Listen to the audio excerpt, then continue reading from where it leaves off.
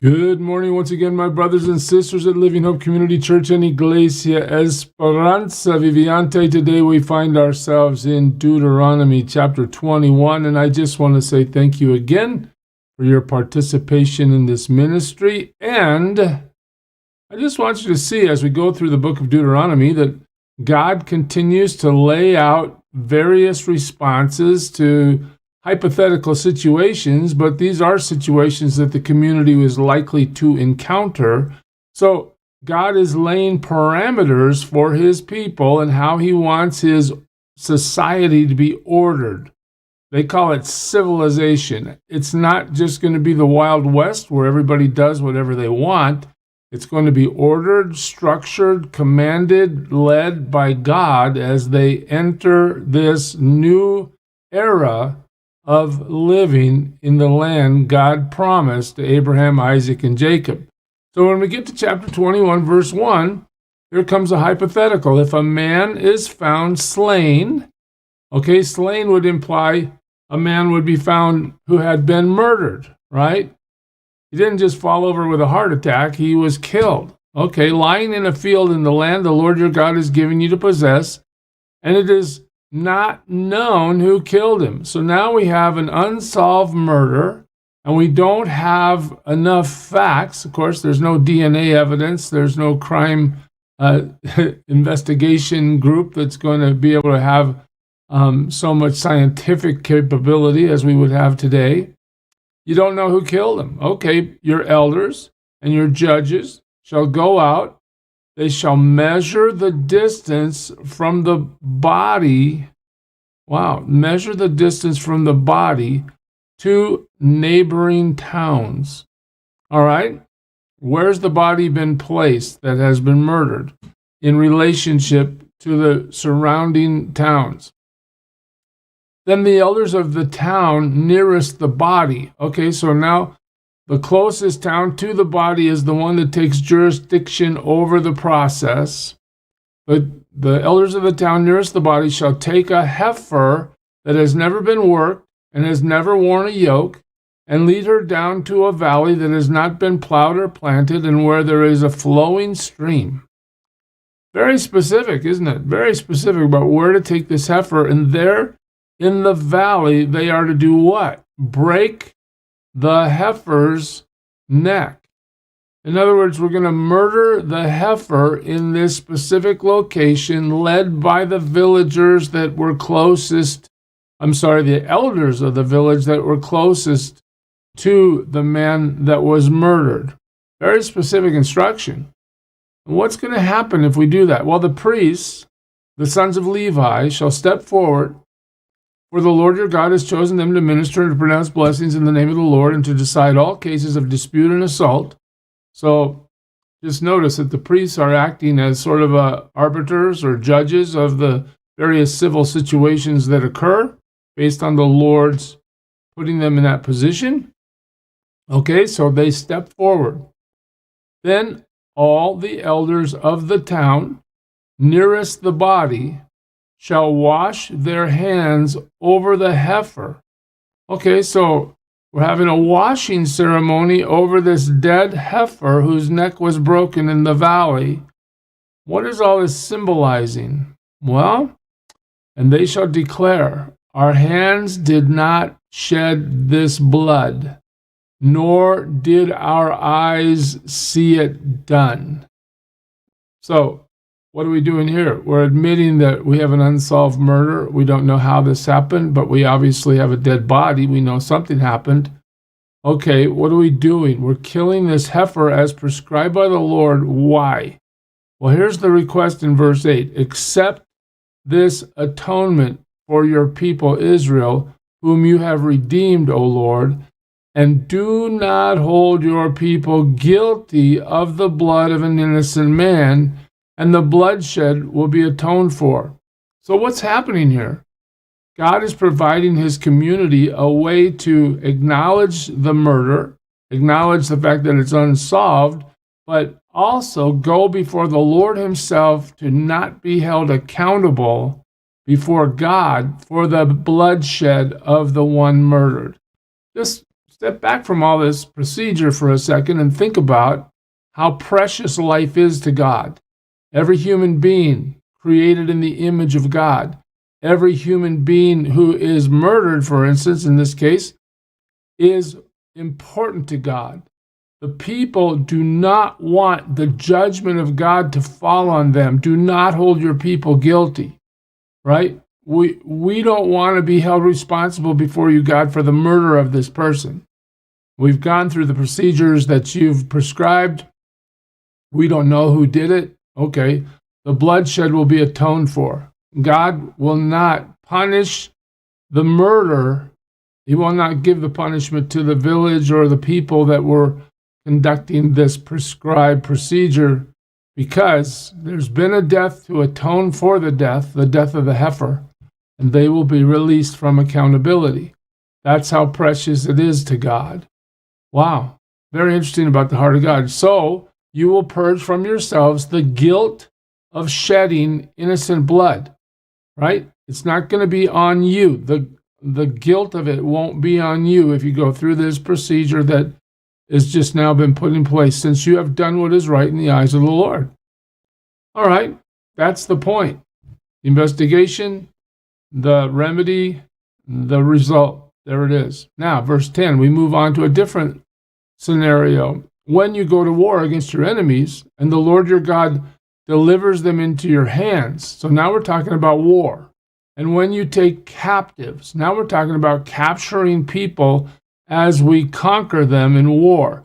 If you notice among the captives a beautiful woman, and you're attracted to her, you may take her as your wife. Note that not everybody is killed in these raids, and so, okay, here's a woman. Instead of killing her, you decide to bring her home. Bring her into your home and have her shave her head and trim her nails.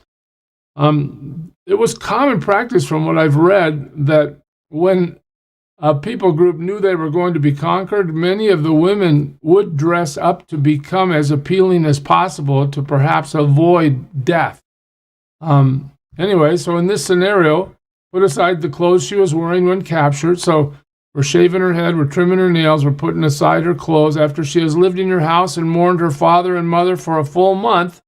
In other words, don't touch her, don't marry her, don't do anything. Just give her a month to make the adjustment. I guess that's really not that much time, but nonetheless, that's the prescription. Then you may go to her and be your husband, and she shall be your wife. If that's the desire you have, I guess God says go ahead. And if you are not pleased with her, let her go wherever she wishes. All right? If you don't marry her, or I guess if you do marry her and then decide not to be married to her anymore, she's free to go. You must not sell her or treat her as a slave, since you have dishonored her. Okay, so once brought into this relationship, the status of this woman is no longer a captive who's enslaved, but now she's a woman that has been part of the community and has to have the respect to be let go and completely freed if the relationship doesn't work out. If a man has two wives, if you read the Hebrew here, you'll see something. It's best translated, if a man has had two wives. All right? In other words, it's not necessarily speaking of polygamous relationships as much as sequential relationships here. If a man has had two wives and he loves one but not the other, both bear him sons, but the firstborn is the son of the wife he does not love. So the first wife has a son, and he doesn't love that wife anymore. When he wills his property to his sons, he must not give the rights of the firstborn to the son of the wife he loves, the second wife, in preference to his actual firstborn, the son of the wife he does not love. So the rights of the firstborn pass to the literal firstborn, regardless of how the husband feels about the first wife or the second wife. The rights of the firstborn carry over to the firstborn. When he wills his property to his sons, he must not give the rights of the firstborn to the son of the wife he loves in preference to the actual firstborn, the son of the wife he does not love. He must acknowledge the son of his unloved wife as the firstborn by giving him a double share. That's the right of the firstborn, a double share of all he has. That son is the first sign of his father's strength. The right of the firstborn belongs to him. That's God's command regarding inheritance. If a man who has a stubborn and rebellious son, let's change the subject one more time. Now we're talking about a belligerent, rebellious child, a son. If a man has a stubborn and rebellious son who does not obey his father and mother and will not listen to them when they discipline him, wow, how many households have one of those? Well, in ancient Israel, it's a really bad idea to take that posture if you're the son. Watch this. His father and mother shall take hold of him, bring him to the elders at the gate of his town. Okay, so now we're escalating his behavior to become a community issue by taking him to the leadership of his town. What happens? They shall say to the elders, this son of ours is stubborn and rebellious. He will not obey us. He is a profligate and a drunkard. Okay? Then, look at this. Then all the men of his town shall stone him to death. You must purge the evil from among you. All Israel will hear of it and be afraid. There we have it again in the microcosm. There's judgment for sin. What does God say in the Ten Commandments? I want you to honor your father and mother. All right? This young man in Deuteronomy 21 says, I'm not going to do that. I don't care what you do. Okay, we escalate it to the leadership of the village.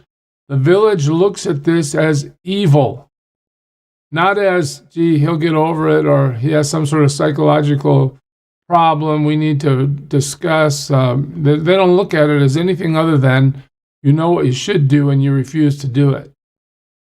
That's evil. That's not excusable. That's evil. So, will you change your ways? Will you reconsider your behavior? Or will you face the consequence of what you're doing? Well, if he doesn't want to comply, he's going to face the death penalty for his rebellious attitude. And God says why. Look at this. You have to get rid of the evil. You cannot tolerate this among yourselves. Zero tolerance policy. And then you see at the end of 21, why? God says, look, this is setting a precedent. This is making an example of the situation so that the rest of those who feel like they might want to be rebellious against their parents will be afraid. They will no longer pursue that path because they have witnessed the consequence. All right, well, if a man guilty of a capital offense is put to death, all right, and his body is hung on a tree. So now we have a guilty capital offense. Maybe it's a murderer, we're not really told, but he's put to death and he's crucified. His body is hung on a tree. All right, you must not leave his body on the tree overnight. Be sure to bury him that same day, because anyone who is hung on a tree is what? Is under God's curse. Where have we heard that before? You must not desecrate the land the Lord your God is giving you as an inheritance. Do you see this, verse 23? This is quoted in Galatians in the New Testament. Christ redeemed us from the curse of the law by becoming a curse for us. For it is written, cursed is everyone who is hung on a tree. So, way back to Deuteronomy 23, we see that the requirement is take that dead body off the cross before sunset. What was the motivation for the enemies of Jesus once he was crucified and died on a cross? What did they do? They got his body off that cross before sunset. Now, they were also dealing with the Sabbath. They didn't want to have any of that going on for their great religious holiday celebration.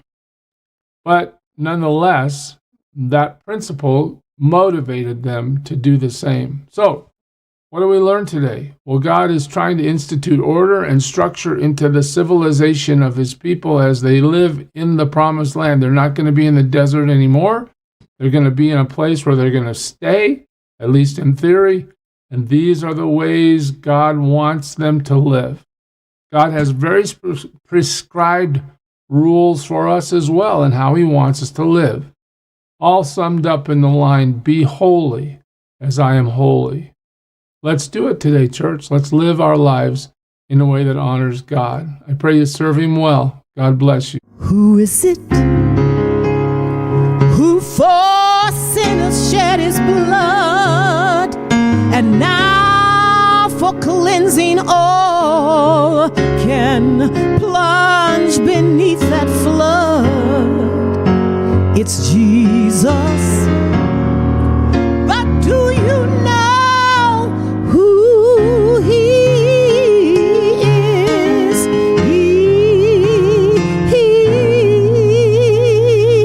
He's the image of the invisible God, and he's the brightness of his glory, the first, the last, the future, the past. He is God.